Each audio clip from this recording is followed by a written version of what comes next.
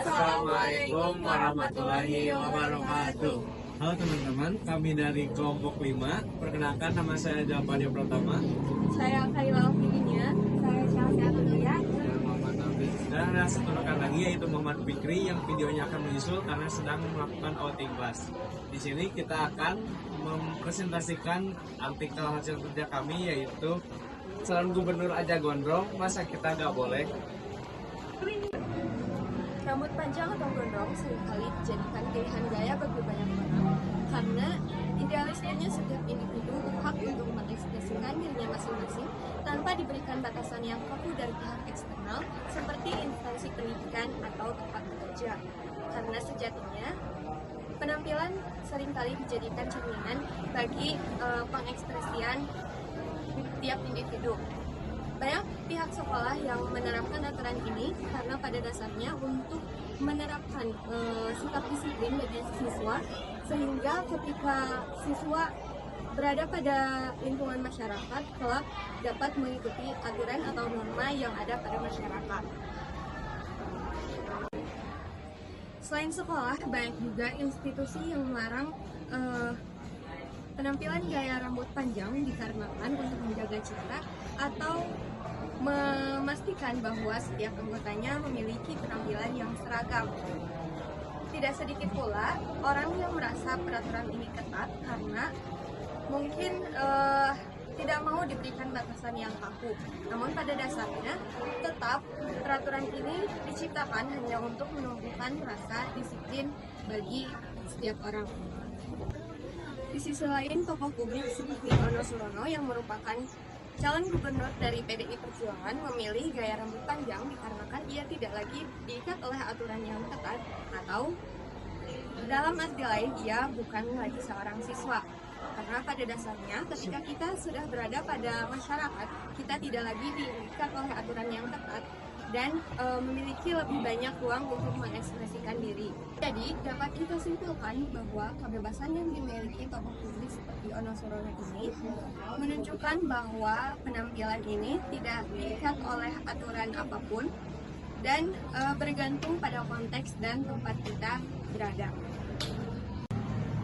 Dalam dunia pendidikan, pentingnya disiplin dan kepatuhan terhadap aturan yang telah dibahas oleh berbagai tokoh pendidikan.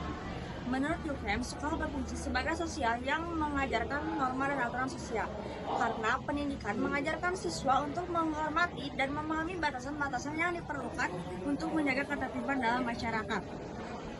Selain UKM, tokoh pendidikan seperti John Dewey juga menekankan bahwa pentingnya disiplin kepada pendidikan. Dewey percaya pendidikan bukan hanya transfer pengetahuan, tetapi juga untuk membentuk karakter dan moral siswa. Disiplin di sekolah membantu siswa untuk mengembangkan self-control dan menyesuaikan diri untuk peraturan-peraturan yang ada dan sangat penting dalam kehidupan masyarakat. Dengan demikian, larangan ketat mengenai penampilan atau larangan rambut gondrong dapat dilihat dari segi upaya sekolah untuk membentuk karakter moral dan siswa agar siswa siap menghadapi berbagai situasi di masa depan. Menghargai aturan yang telah ditetapkan oleh institusi pendidikan merupakan langkah penting dalam pembentukan karakter siswa. Dengan mematuhi aturan mengenai penampilan, siswa diajarkan untuk menghargai disiplin dan mempersiapkan diri mereka untuk menghadapi aturan-aturan yang ada di masyarakat. Sementara tokoh publik seperti Ono Surono dapat memiliki rambut panjang karena mereka bukan lagi bagian dari institusi pendidikan yang mengharuskan adanya aturan seragam. Siswa masih berada dalam fase pembelajaran yang memerlukan panduan jelas tentang disiplin dan kerapihan. Berdasarkan situasi ini, kelompok kami merasa prihatin dengan rendahnya kepatuhan sebagian siswa terhadap aturan yang ditetapkan sekolah, khususnya terkait penampilan rambut. Meskipun aturan tersebut mungkin dianggap terlalu ketat oleh beberapa siswa,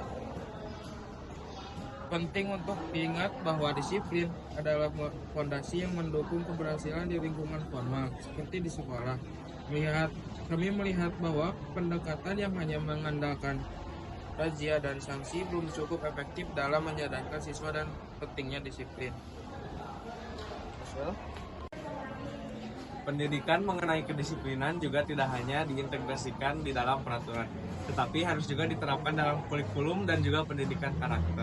Sekolah bisa mengumpulkan antara guru, orang tua, dan murid agar memahami apa tujuan dari peraturan itu berlaku. Dan sekolah juga bisa melibatkan siswa-siswinya dalam pembuatan peraturan, sehingga di sana siswa-siswi bisa mematuhi aturan karena mereka yang membuatnya, tidak hanya karena takut akan hukuman yang diberikan.